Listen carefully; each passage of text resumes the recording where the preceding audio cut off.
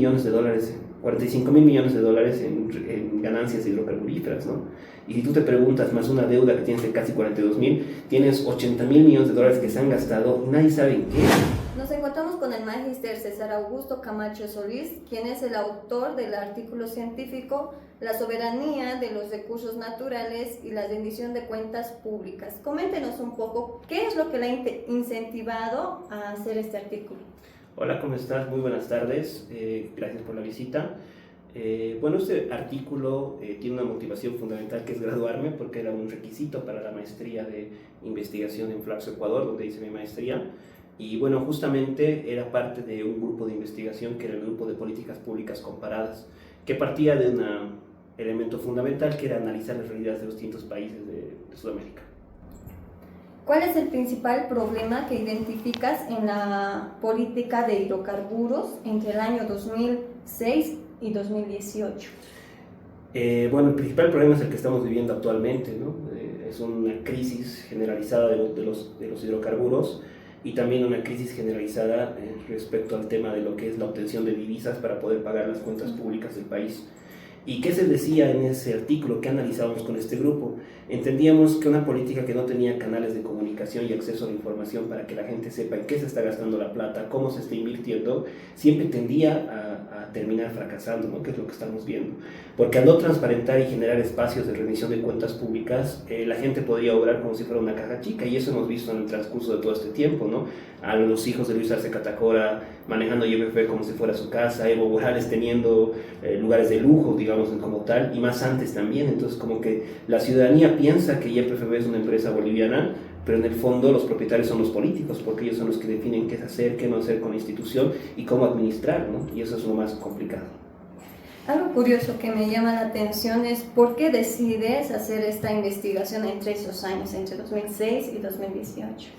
Porque hay tres momentos importantes. Un momento político, que es la modificación de la forma en la cual el Estado va a atender las medidas. Desde la lectura de las políticas públicas, que es mi área de especialización, no vemos izquierda, derecha, centro, porque es una discusión ideológica a veces absurda. Lo que vemos es que existen gobiernos y estados que tienen un mayor control sobre los recursos estratégicos y otros que liberalizan los recursos estratégicos a manos privadas.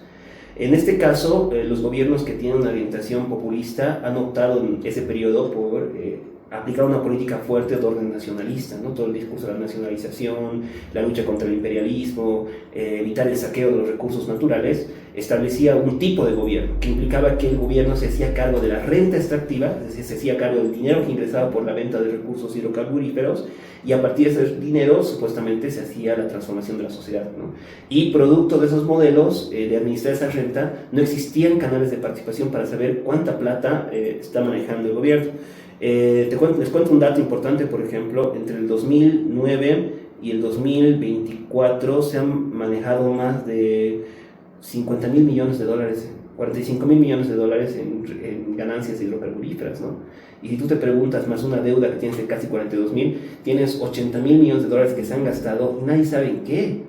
Entonces, eso demuestra que no existen espacios de rendición de cuentas públicas, y la rendición de cuentas públicas en Bolivia la han vuelto un mero saludo a la bandera, donde al fin de año se reúnen entre amigos, hacen un cóctel y expone un alcalde cualquier cosa, y después terminan, digamos, presentando como descargo, y no con la involucración real de la ciudadanía para saber en qué se ha gastado esa plata.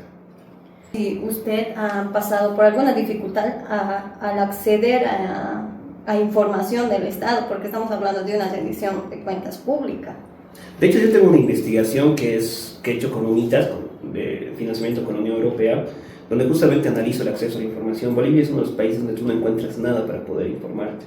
Si tú revisas, por ejemplo, plataformas de Chile, de la Contraloría o de otros países como Uruguay, tú vas a encontrar desde la licitación, no sé cuántos que han comprado, qué precio han comprado y quiénes se han presentado.